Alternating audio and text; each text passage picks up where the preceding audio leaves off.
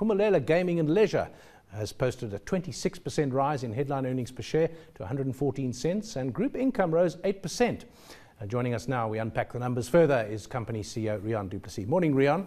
It's always good when earnings are higher than the revenue increase, because it means you're doing something good. But within those numbers, it strikes me, just glancing through your statement, is that on the one hand, we've got an international operation, and locally we've got a horse racing operation. I think you've become quite well known for your horse racing in particular.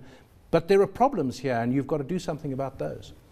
Yes, David. Overall, a very pleasing set of results with our Isle of Man tote shooting the lights out, 70% up. Our soccer pools up 60%. Overall, our international operations really outperforming. And then locally, a betting world increasing its footprint, but the traditional horse racing business is still work in progress. We're seeing the light at the end of the tunnel. We do believe that we are going to turn the corner. We've recently changed the Pick 6 rules, and on Saturday, we changed it 3 weeks ago. We've had 3 payouts of more than 500,000 and one over $1 million.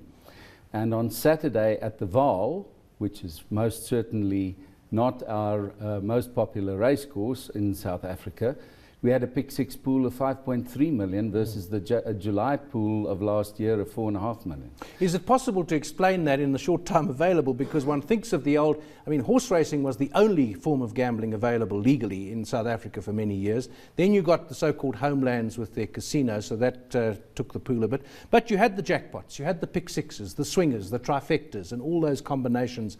And in fact, with that was before computerization, really. With computerization, you can do anything. So what have you done to the tried and trusted Pick 6?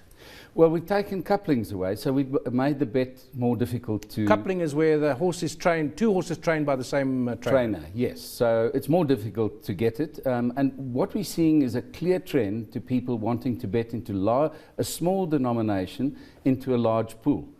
And pleased to say to you that on Saturday, the 21st of September, our Soccer 13, which is a minimum R1.50 bet, paid 15.6 million.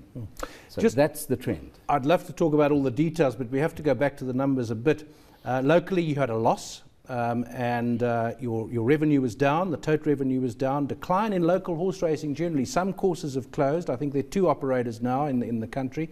Long term, aren't all the other opportunities to gamble going to kill horse racing off because it's expensive? Look, horse racing is labor intensive, and if you compare it to other forms of gambling, we're 22 times more labor intensive than, for example, a casino. So with the pressure on wages in the country, we will find it hard to compete.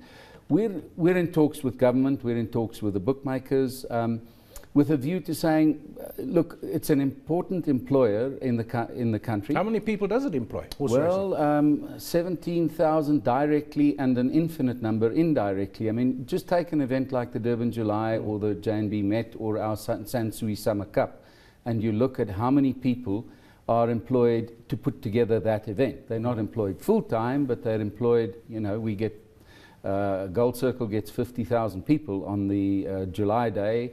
Kenilworth Racing gets 30,000 people, and we're aspiring to get 30,000 people for the Sansui Summer Cup.